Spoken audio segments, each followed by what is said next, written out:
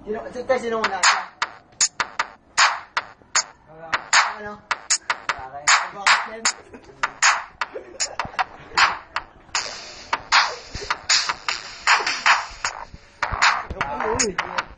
Wala ka doon! Lolo ko, mas magaling! Magaling lolo ko! Wala! Jowa. Paantasan ang lolo. Palakihan ng pipi. Simulan ko na ba? Ako na mauna. Ang GF ko, kutis niya ay napakakinis.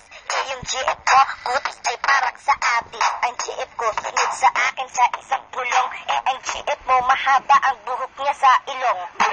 Mo sa GF mo ay napakaganda. Napakalaki naman ng kanyang panga. Tapos sasabihin mo na ang GF mo may good face. Bakit at Sunrocks ginagawa niyang toothpaste? Ang GF ko, sunrox ginagamit pag sikilyo. Yung GF mo naman mukha ay parang ginanchilyo. Kaya wala. Naku!